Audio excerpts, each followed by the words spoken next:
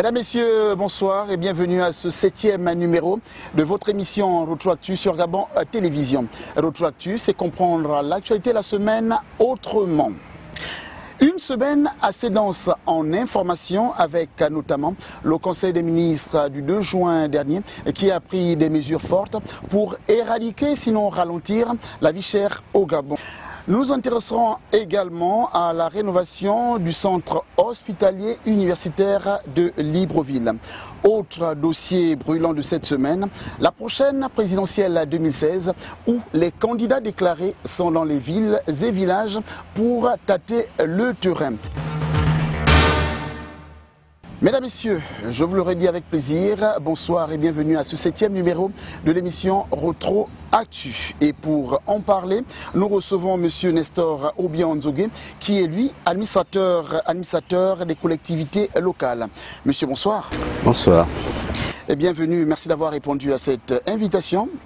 C'est moi qui vous remercie parce que c'est toujours avec un plaisir renouvelé que je viens à la RTG pour ce type d'émission. Ça permet au moins à ce qu'on ait une vue différente par rapport aux politiques. C'est le citoyen qui s'exprime. Ce citoyen qui est en même temps citoyen et électeur, donc qui est concerné par l'actualité politique. Encore que vous êtes un citoyen particulier, vous êtes administrateur civique quand même, c'est pas rien. Non, c'est simplement le grade professionnel lié à mes études, mais je suis d'abord citoyen.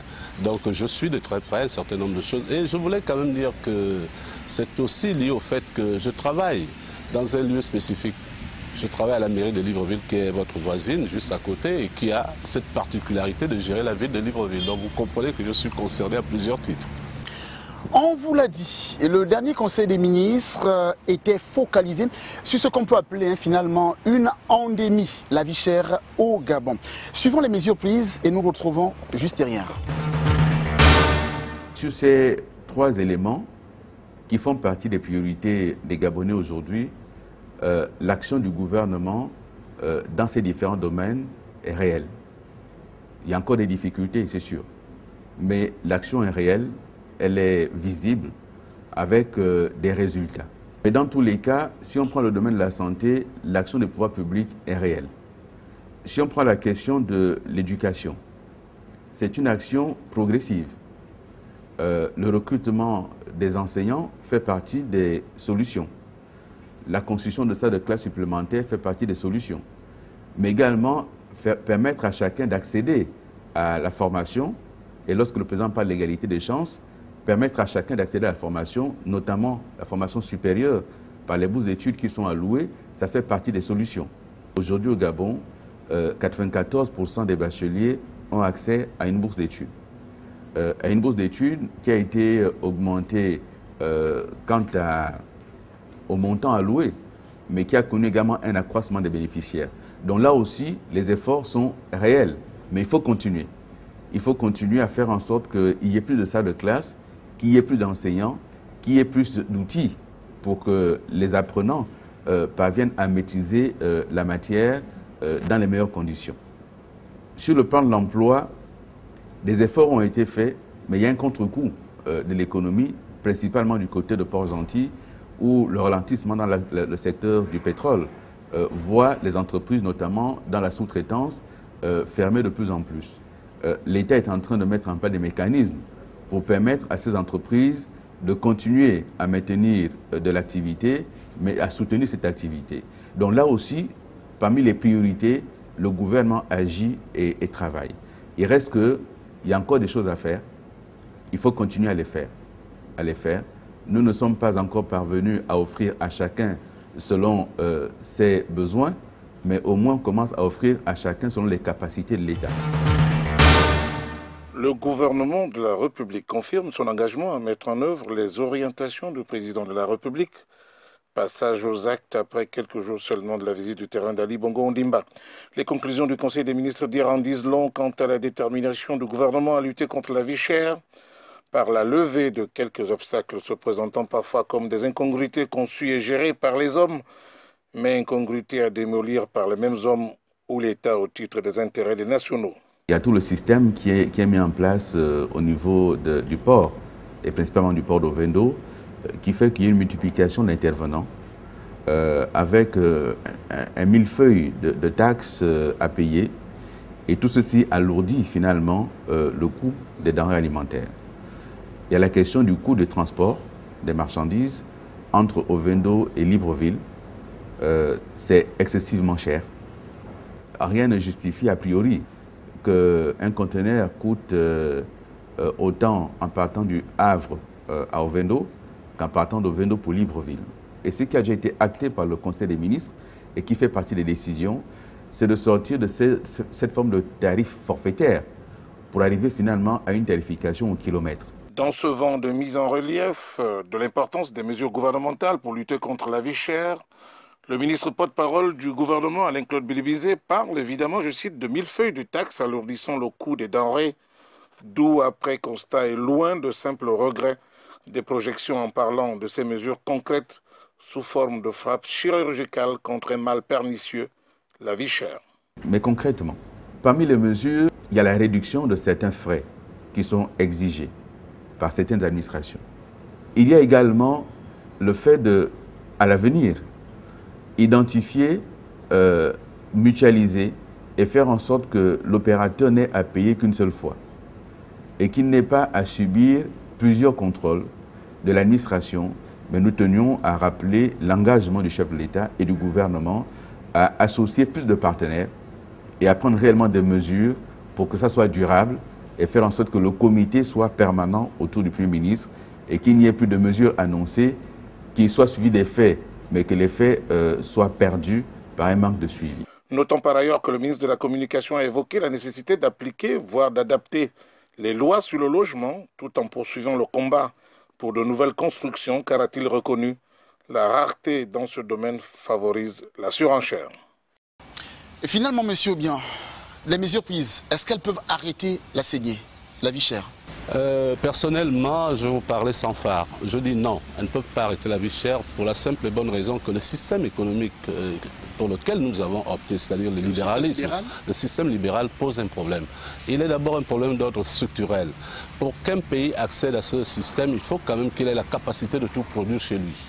Ce que le Gabon, malheureusement, est en train de réaliser, mais n'a pas encore atteint un stade optimum. La deuxième chose, c'est que nous sommes assujettis à des opérateurs qui sont pour la plupart des opérateurs étrangers. Donc, ils viennent pour faire du bénéfice. Ils ne viennent pas pour faire du mécénat. La troisième chose, c'est que nous avons mis en place des systèmes fiscaux qui, comme on le dit vulgairement, trop d'impôts tue l'impôt, trop de taxes tue les taxes. Donc en amortissant un peu le choc, on ne fait que différer, n'est-ce pas, le problème, mais on ne l'éradique pas. Alors il faudrait mettre en concurrence tous les acteurs concernés par la vie chère au Gabon, notamment la direction des enquêtes économiques, les collectivités locales et tous les opérateurs dans le secteur. Mais j'ai cru comprendre que l'on a mis en place des brigades mixtes. Est-ce que ces brigades mixtes tiendront compte des prérogatives de puissance publique accordées aux collectivités et autres administrations? J'aimerais bien comprendre.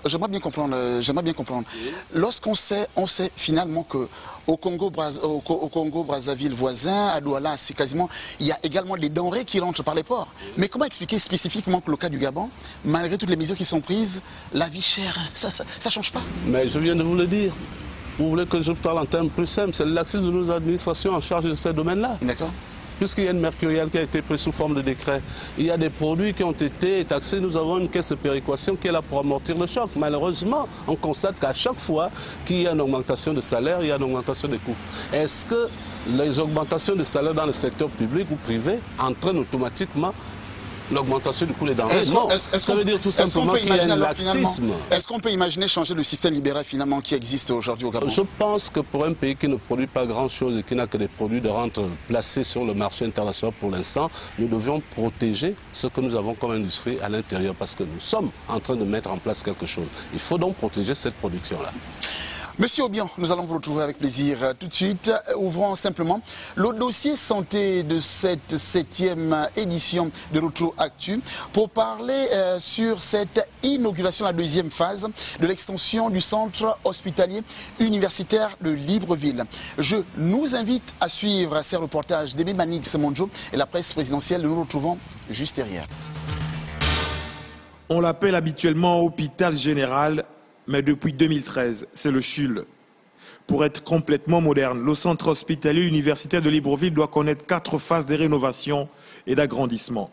Aujourd'hui, le président de la République est venu ouvrir officiellement les portes des bâtiments qui constituent la deuxième phase du processus. Que le centre hospitalier universitaire de Libreville a une orientation particulière vers la médecine, avec la plupart des spécialités représentées, et la chirurgie viscérale, urologique et vasculaire. Ajoutez à cela le pôle d'exploration fonctionnelle et celui de réadaptation fonctionnelle. Nous atteignons assurément, Monsieur le Président, le niveau 3 des soins de santé selon les normes internationales. Le maître d'ouvrage est une société autrichienne, définitivement spécialiste en la matière, car c'est elle qui avait livré la première phase. Elle a aussi construit le CHU d'Ovendo et présenté dernièrement celui de Jeanne Ebory pour la mère et l'enfant. Notre groupe VAMED est fier de participer aujourd'hui à l'inauguration de ce complexe exemplaire pour toute l'Afrique, dont les travaux de démolition ont commencé le 12 juillet 2012 et livré en novembre 2015. Du matériel de pointe, le tout rangé sur plusieurs niveaux et un sous-sol. Cet hôpital se veut un centre de formation des médecins. Le ministère de la Santé s'engage à mettre un accent particulier sur l'entretien, qui est un sérieux dilemme pour de nombreuses structures de santé dans notre pays. L'État doit en effet prendre résolument en compte dans son programme d'action les volets entretien des bâtiments et la réparation du matériel biomédical avec un personnel bien formé à tous les niveaux. La phase 2 en chiffres, c'est 22 000 m² de surface, 239 lits, 3 salles de radiologie, 10 laboratoires et bien d'autres. Le souhait des acquéreurs, atteindre la phase 4.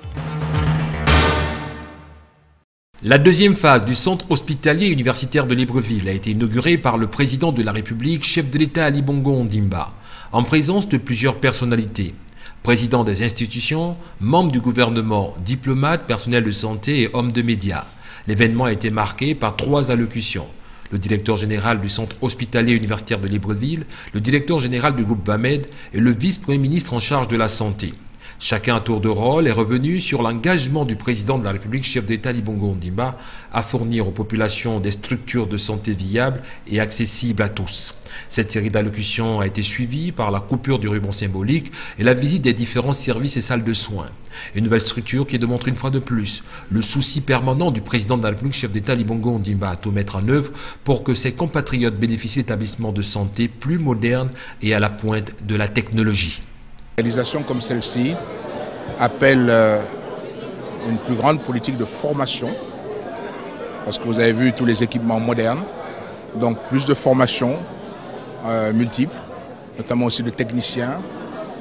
Il faut des médecins qui puissent être à niveau. Il faut aussi l'entretien, très important. Mais ce qui est le plus important, c'est que l'accueil et le soin pour les malades soient vraiment rehaussé et à un niveau qui soit beaucoup plus satisfaisant que cela a été dans le passé. Dans son programme pour l'égalité des chances, le président de la République, chef d'État Ali Bongo Ondimba, défend un Gabon où tous les Gabonais accéderont à des soins de santé de qualité via des structures de santé modernes. Depuis son investiture, le président de la République, chef d'État Ali Bongo Ondimba, met en place de nombreuses actions pour mener à bien son programme pour la santé au Gabon. Ceci est un fleuron de la politique de l'égalité des chances. Nous allons aussi donc réduire le nombre d'évacués sanitaires parce que nous allons pouvoir être en mesure de traiter un certain nombre de cas ici. Une grande première aujourd'hui dans l'hôpital, la pose de 2 pacemakers pour des compatriotes qui avaient des problèmes cardiaques. Et désormais, ça se fait ici au Gabon, ça se fait chez nous. Les Gabonais donc doivent être fiers de ce genre de réalisation, mais aussi nous être vigilants pour que nous ne puissions pas voir ces gens d'établissements se dégrader. Donc j'encourage aussi tout le monde hospitalier à répondre aux défis. Nous avons fait notre part. Maintenant, j'attends des médecins et tout le personnel médical qui répondent aussi en faisant un pas important, surtout au profit des populations. Aujourd'hui, les efforts déployés par le président de la République, chef d'État Ali Bongo Ondimba, pour améliorer la santé des Gabonais portent ses fruits.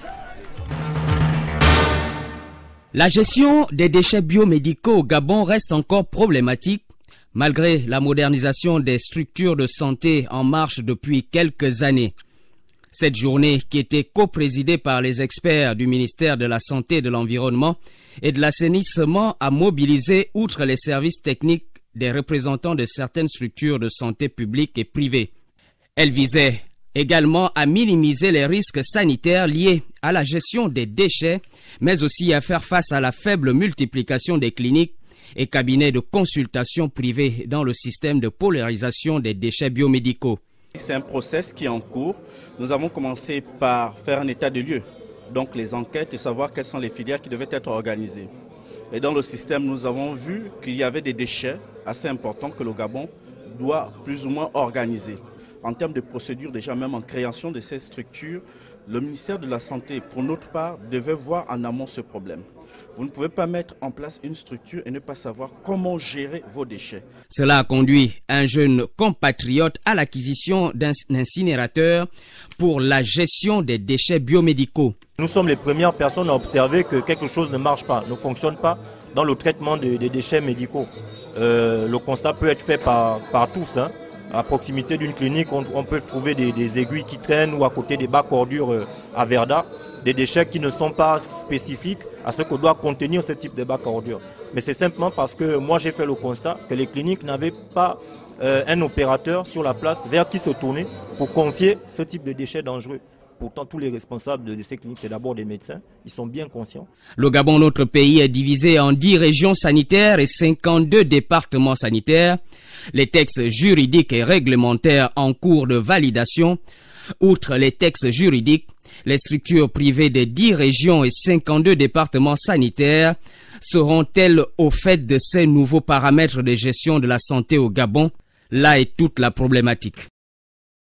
Finalement, Vibriant à Seko, le CHU Ngondje, le CHU d'Ovendo, le CHU de la mère de l'enfant Jeanne Ebouri, aujourd'hui le CHU de Libreville, ça bouge dans ce secteur? Effectivement, au vu de ce à quoi nous assistons aujourd'hui, ce secteur est en pleine ébullition, je peux dire, parce que au-delà des infrastructures modernes que nous avons, il y a un plan sanitaire qui commence véritablement à se mettre en place. Et on peut dire que c'est quelque chose de très positif pour notre pays. Justement, Vibriant Seko, c'est justement vous qui avez fait le reportage sur les déchets. Parce qu'il y aura forcément un problème qui va se poser. Il se pose un problème. Alors, ce problème, c'est la gestion des déchets. Et pourquoi donc ? Il n'y a pas de structure véritable pour gérer ces déchets de manière hygiénique sur le plan local. Et c'est justement cette communication que certains experts du ministère de la Santé ont donnée, je crois, il y a quelques jours, pour justement sensibiliser les structures à se ranger dans un modèle de gestion plus hygiénique de ces déchets biomédicaux.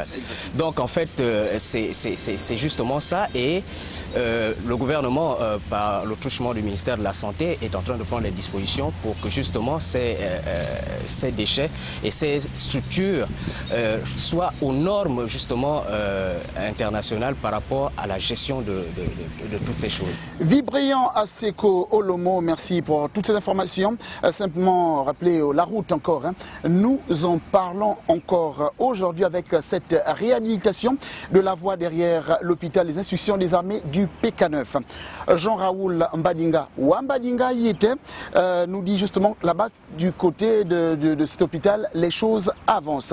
De même, les épreuves du certificat d'études primaires se sont passées cette semaine. Et suivons tout cela et nous nous retrouvons juste derrière. 47 451, c'est le nombre des candidats inscrits à cet examen session 2016 débuté en matinée par les épreuves écrites de la dictée et d'études des textes. Cet examen semble être bien cerni par les différents postulants. Depuis le matin, on a commencé par l'étude de texte. C'était facile et puis après on a fait la dictée. C'était facile, on a bien travaillé. Les examens se passent bien. On est en train de faire les questions de cours. Prennent part aussi à cet examen les candidats libres, dont les travailleurs et les universitaires.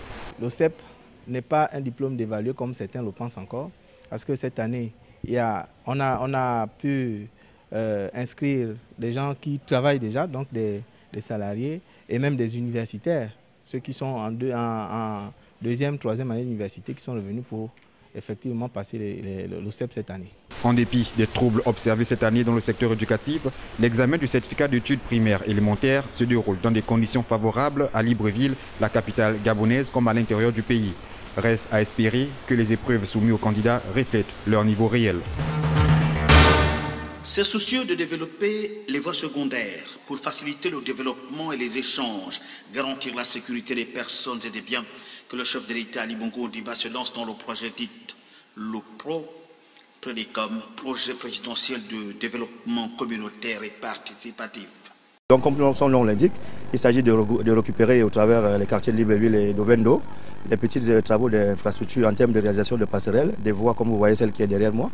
Donc le président de la République nous a mandaté d'aller vers les populations pour recueillir les doléances concrètes qui peuvent être en termes de réalisation. Le projet se consacre ici derrière l'hôpital militaire à la réhabilitation de cette voie de contournement de 5 km. Sur place, les engins donnent un autre visage au quartier hier difficile d'accès. Je m'appelle Bonoko Romial. J'habite derrière l'hôpital militaire.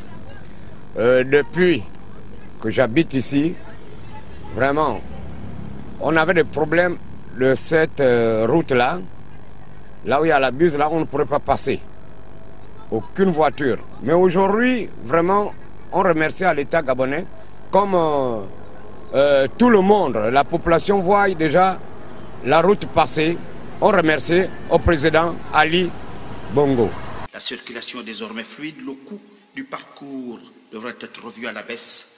La route latérite d'aujourd'hui. On a rechargé en latérite en moyenne 15 cm sur tout le linéaire, excepté des zones qui étaient très basses où on a dû gonfler sensiblement de 40 à 50 cm. Et le résultat est celui que vous voyez. Aujourd'hui, les gens roulent à la satisfaction de tout le monde. Dans le quartier se construit une passerelle bétonnée qui, en saison de pluie, devrait favoriser le passage des riverains en toute sécurité. En Zengayon, le projet est une parcelle de plus de 25 mètres de long sur 1,50 m de large. Les soudeurs sont à pied d'œuvre pour la construction de cette structure métallique sécurisante. Jean-Raoul Madinga, vous rentrez fraîchement de ce reportage derrière l'hôpital militaire. Ouais. C'est quoi la particularité de cette route? D'abord, une définition. Si on vous posait la question de savoir qu'est-ce qu'est la route, l'origine de la route. La première route a été créée par la fourmi, la deuxième par le pied de l'homme, la troisième c'est de cette route qu'on parle. Donc la route du développement, pour le développement de la route. Eh bien, ce sont des voies secondaires qui sont réhabilitées à travers un programme, le PRODECOM. Et ça veut dire quoi? Toutes ces choses de développement communautaire et participatif. D'accord. Pourquoi on parle de la communauté? Ce sont des routes de la vie. Il faut d'abord les réhabiliter. Donc, elles rentrent dans le droit fil de ce qui se fait. On greffe les voies secondaires qu'on réhabilite, qu'on greffe, n'est-ce pas, sur la grande voie à travers les chantiers qui se font. D'accord. Bien. Ce sont des voies de la vie. Des gens qui accouchent parce qu'ils habitent dans les matitis, c'est difficile pour eux d'en ressortir. Aller vers l'hôpital le plus proche. Mais lorsqu'on va justement cette route, pour ne parler de cette route, les accotements, ça n'obéit pas forcément à tous les paramètres d'une route moderne. D'ailleurs, d'abord, il faut retenir une chose. Ce sont des routes latéritées, qui ne sont pas dans la même dimension que les routes, n'est-ce pas, beaucoup plus modernes. Mais elles contribuent à donner une autre dimension au quartier. La vie au quartier, un malade doit sortir dans les conditions les plus faciles pour se retrouver le plus proche. Exact. Une maison qui brûle, il faut facilement faire acheminer les sapeurs-pompiers, éteindre le feu. Ok. Mais il faut aussi développer le quartier à travers la route. Et le chef de l'État a promis des choses aux Gabonais. Oui, pour le développement du quartier, c'est vrai que la route commence effectivement. Pour le développement du quartier, là c'est autre chose encore. Ça fait encore l'objet d'un autre reportage. C'est un autre pont. n'est-ce pas, de développement de la route que nous franchissons ici. Mais il faut développer. La route doit être celle du développement. On doit développer le quartier à partir de la route pour acheminer, n'est-ce pas, les batteries de construction. Le président de la République, rappelez-vous à Kingele, a pris des engagements auprès des populations. Mieux vaut tard que jamais, il faut réaliser et aller de l'avant dans ces affaires. Et c'est ce que le président est en train de faire à partir de ce projet. C'est un projet salutaire, c'est un projet que les Gabonais doivent porter. Parce qu'il n'y a pas que les pédégistes, il n'y a pas que la majorité, il n'y a pas que l'opposition. C'est tout le monde qui participe au développement du quartier, c'est tout le monde qui emprunte, n'est-ce pas, le quartier, la route, pour y aller, sortir son malade et tout. C'est tout le monde qui participe. Et tout le monde, j'ai tâté, n'est-ce pas, le pouls des populations, tout le monde salue l'initiative. Et dans ce projet, on réalise que les Gabonais saluent, n'est-ce pas, cette initiative. Jean-Raoul Wambadinga, nous allons certainement revenir avec vous, notamment avec la route de Port-Gentil que vous avez déjà couverte. Nous allons revenir avec vous pour le temps pour nous de continuer cette émission, puisque nous recevons maintenant Cabrel Guina-Lemami. C'est vous qui suivez ce dossier éducation. On peut dire que tout s'est bien passé pour le certificat d'études primaires. Bon, il faut dire que la tutelle, le ministère de l'Éducation nationale, le sait très bien que les examens ont été impactés par la présidentielle de 2016 et les multiples grèves observées au sein du système éducatif gabonais. Mais tout est mis en place pour que ces élèves puissent s'en sortir dans de bonnes conditions. Exactement. Cabrel Guina-Lemami, merci d'avoir répondu à notre appel. Nous allons certainement vous retrouver la semaine prochaine. Monsieur Obiang, vous venez de l'entendre de Cabrel Guina-Lemami. Vous pensez réellement que autant de grèves, les examens, il n'y aura aucune incidence?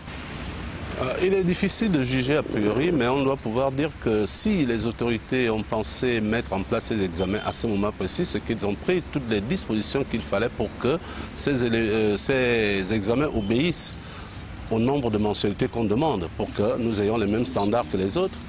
Et malgré le fait que ça obéisse à un certain nombre, est-ce que là ne se pose pas le problème de justement le fait que les enfants aujourd'hui, il y a une baisse de niveau?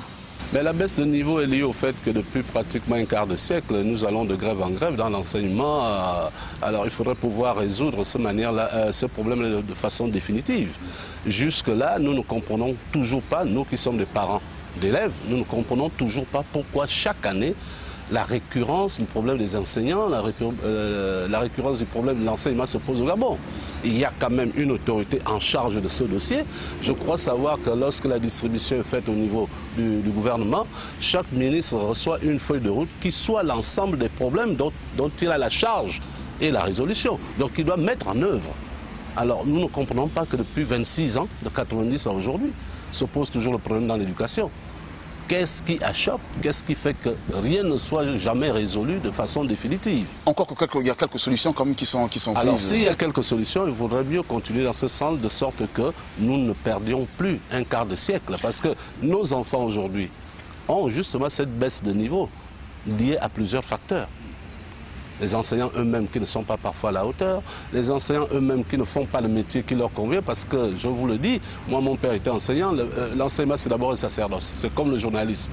Le journalisme, c'est finalement comme tous les métiers.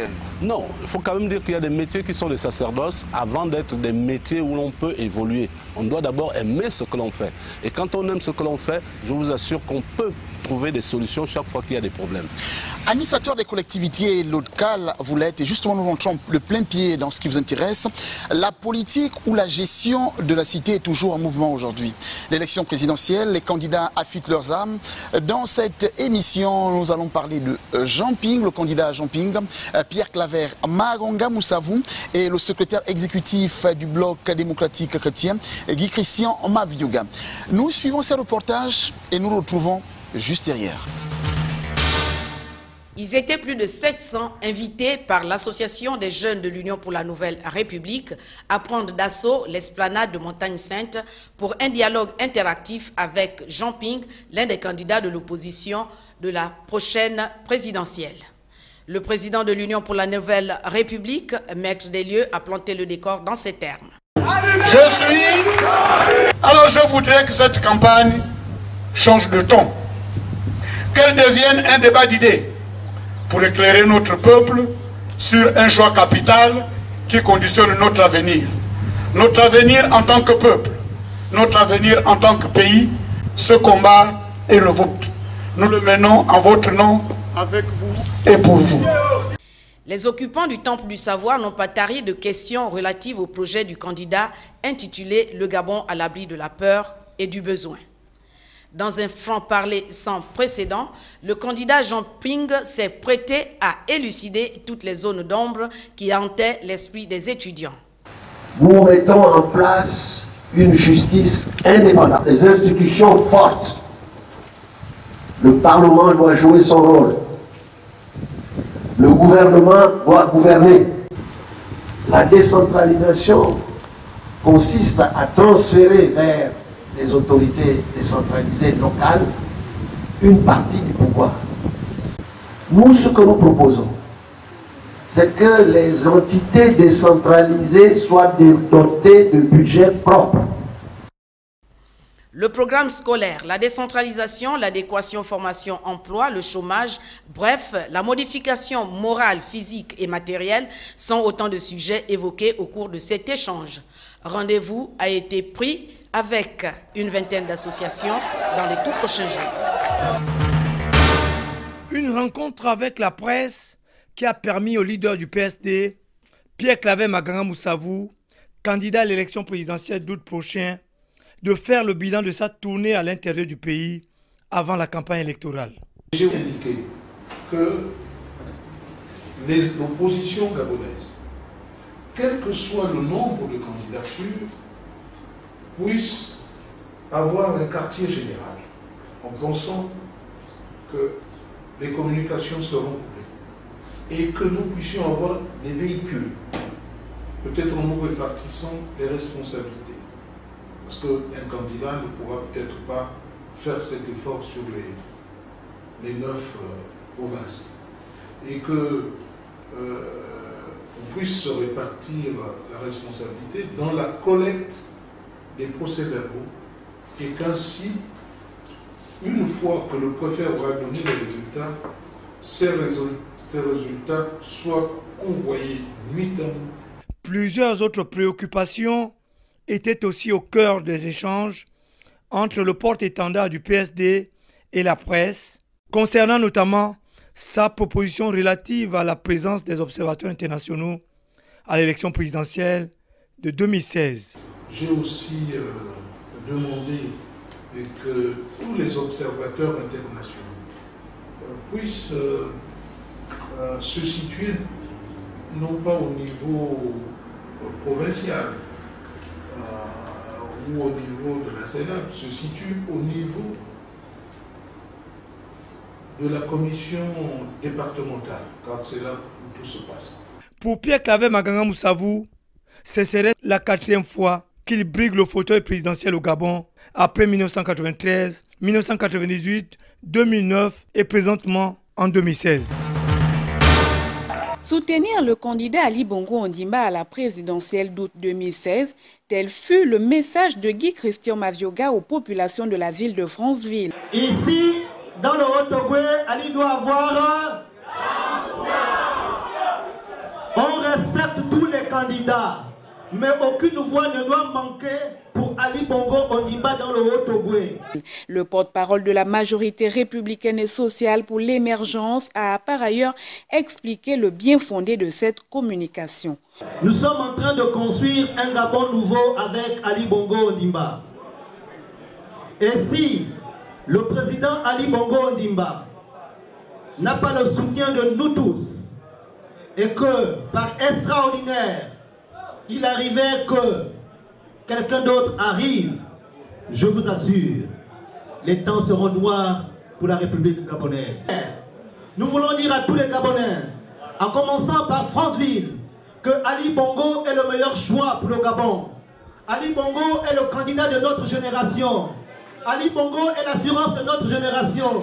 Ali Bongo est l'espoir des générations futures. Pour les BDCistes, Ali Bongo Ondimba est l'homme de la situation. Les Gabonaises et les Gabonais ont vu la réalisation ou la matérialisation de beaucoup de projets que nous n'avons plus besoin de citer ici, car il faut être aveugle pour ne pas voir ce qui s'est fait pendant son premier septennat.